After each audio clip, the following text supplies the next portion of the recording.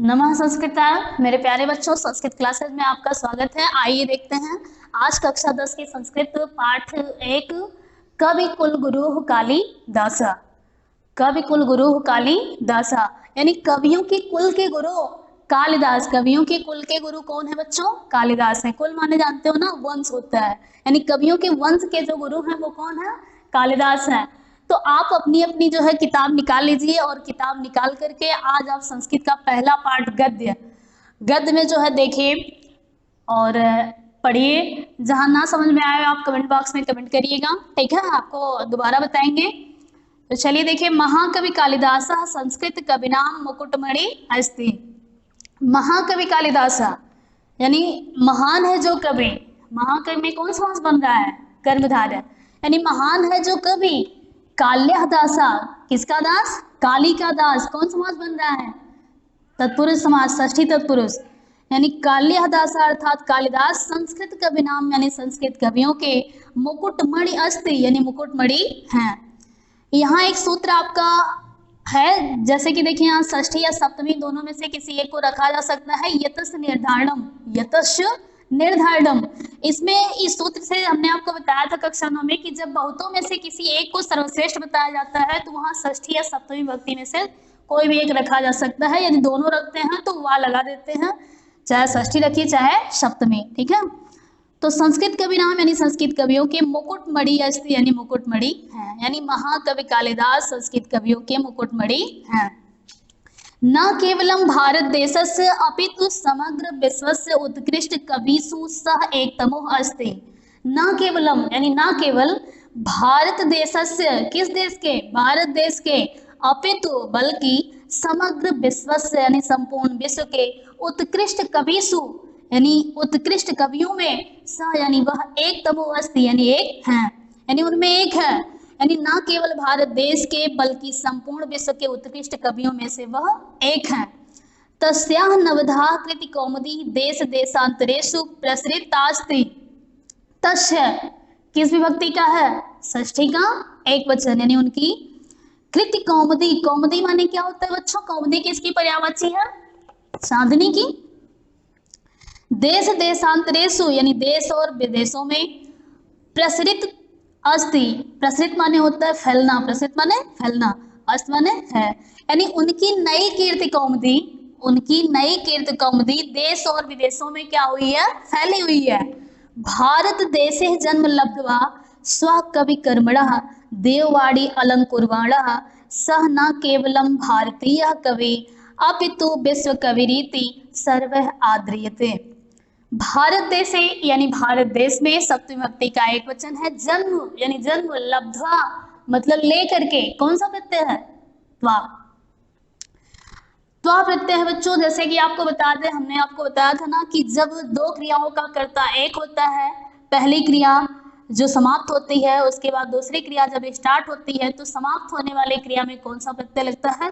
त्वा या त्वा बोलते हैं संस्कृत में, उसको केवल त्वा ही शेष बचता है तो त्वा प्रत्यय भी कहते हैं, ठीक है? तो भारत देश है यानी भारत देश में जन्म लब्ध्वा जन्म ले करके स्व कवि कर्मणा, स्व मतलब अपने, कवि कर्मणा, कर्मणा में कौन विभक्ति है? तृतीय विभक्ति का एक वचन।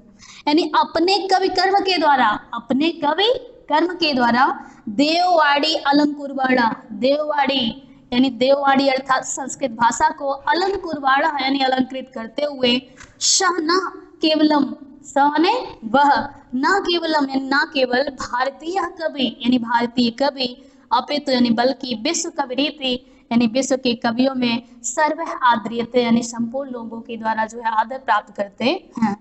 यानी भारत देश में जन्म लेकर के अपने कवि कर्म के द्वारा संस्कृत भाषा को अलंकृत करते हुए वह न केवल भारतीय कवियों में बल्कि विश्व के कवियों में जो है आदरणीय है।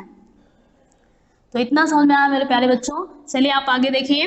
वाग देवता भरणभूतस्य प्रथित यशसः कालिदासस्य जन्म कस्मिन् प्रदेशे काले कुले च अभवत् किंचासीत् तद् जनवृत्यम् इति सर्वम् अधुनापि विवाद कोटिम न अतिक्रमति।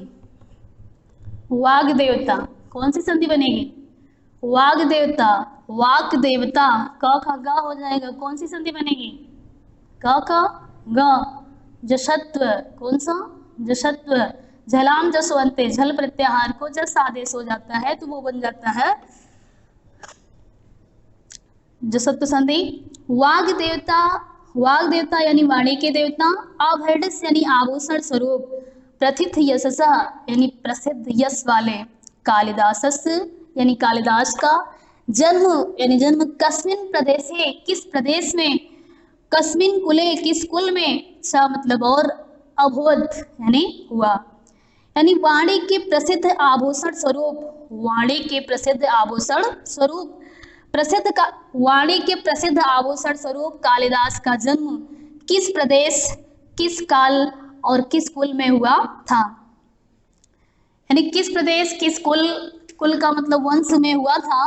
किंच आसीत तद जन्म वृत्यम, किंच यानी क्या, आसीत मतलब था, तद जन्म वृत्यम यानी उनके जन्म का वृतांत, इति यानी ये, सर्वम यानी सब, अधुना यानी इस समय भी, विवाद कोटि यानी विवाद की सीमा से, ना अतिक्रमित यानी परा नहीं है, यानी वाणी के प्रसिद्ध आभूषण स्वरूप प्रसिद्ध यश वाले कालिदास का जन्म किस प्रदेश और किस जो है कुल में हुआ, इनका जन्म वृतांत क्या था, ये सब इस समय भी विवाद की सीमा से परा नहीं है, यानी विवादित है। इतर कवयः यु कालिदासः आत्मज्ञापने स्वकृतिषु प्रायः धृत मौनः एव अस्ति। इतर कवय, इतर माने क्या होता है बच्चों, दूसरे कवियों की तरह, किसकी तरह, दूसरे कवियों की तरह, यू मतलब भात या तरह, कालिदासा, काल्यादासा, काल्यादासा किसके दास, काली के दास, यानी तत्पुरुष समास है।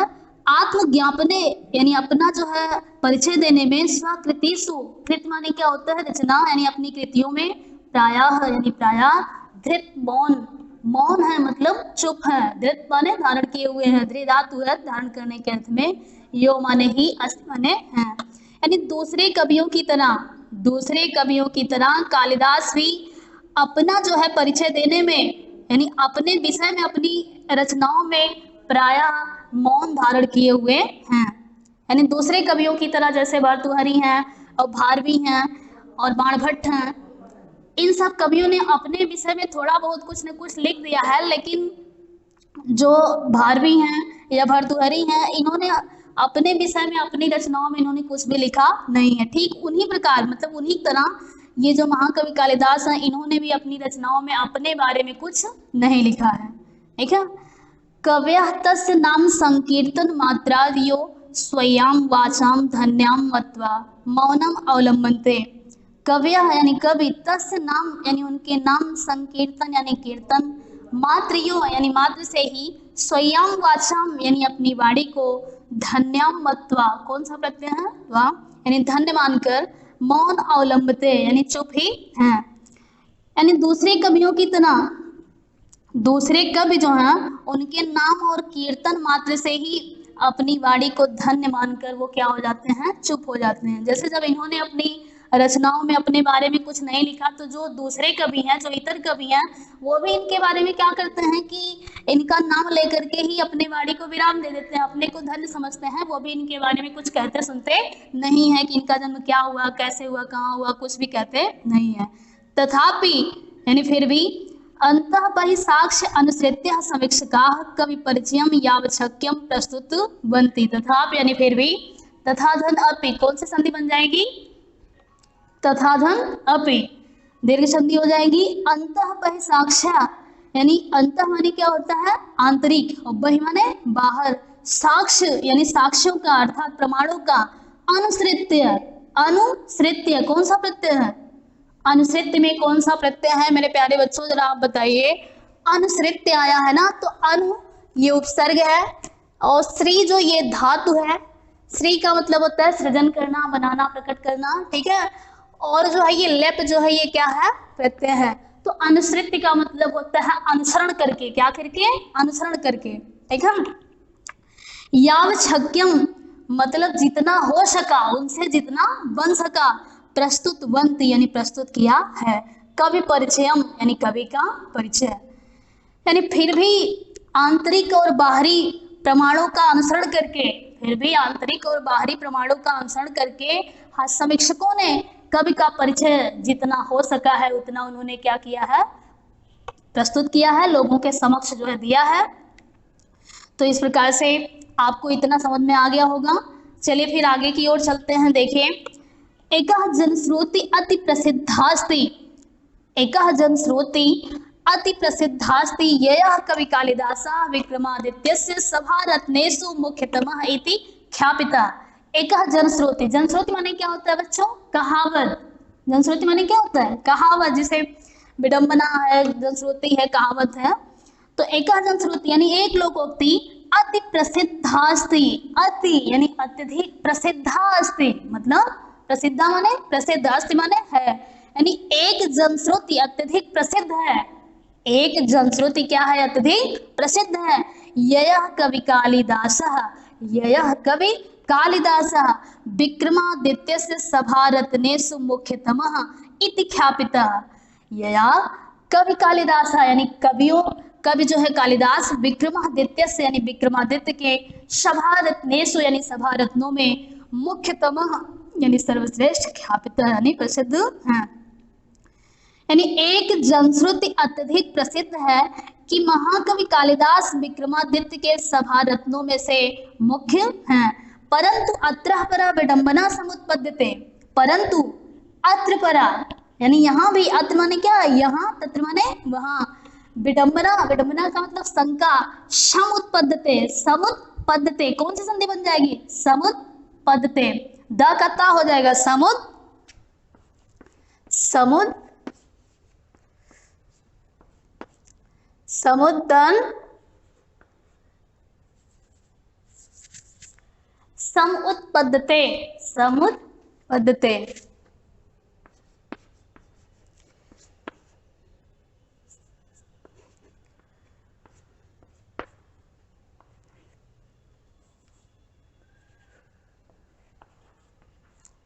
सम उत्पते, सम उत्पते, यही ना, समुत्पते। यानी यहां भी क्या होती है? एक शंका उत्पन्न होती है मेरे प्यारे बच्चों। कौन सी शंका? यहाँ कौन सी शंका उत्पन्न होती है? देखिए कि विक्रमादित्यस्यापि स्थिति कालम सूत्राम अस्पष्टो नास्ति, परंतु यहाँ भी एक शंका उत्पन्न होती है। समुद्धन उत्पद्यते, ये जो आया है आपका द का ता हुआ है, तो ये कौन सी संधि बन जाती है मेरे प्यारे बच्चों? ये आपकी हो जाती है चर्त संधि। कौन संधि? चर्त संधि। आपको बताया था ना, चर्त संधि का सूत्र क्या होता है? खर्चा। जब किसी वर्ग का पहला वर्ण यहाँ आ जाता है, जैसे समुद्धन उत्पद्यते लिखा गया ना, समुद्धन उत्पत्ते, समुद्धन, समुद्धन उत्पद्यते। कागज आप देख लीजिए, इसको समझ लीजिए, क्योंकि परीक्षा बोर्ड में कभी कभी पूछ दिया जाता है। समुद्धन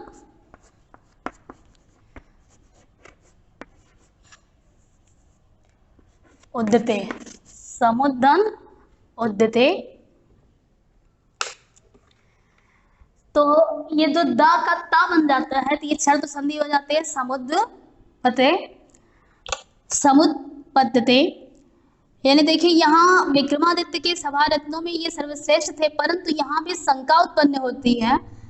विक्रमादित्यस्यापि स्थिति कालाम, विक्रमादित्यस्यापि स्थिति काला सूत्राम अस्पष्टो नास्ति।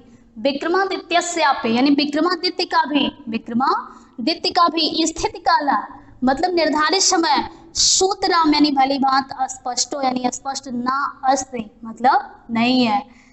यानी विक्रमादित्य का स्थिति काल भी पूरी तरह से जो है स्पष्ट नहीं है।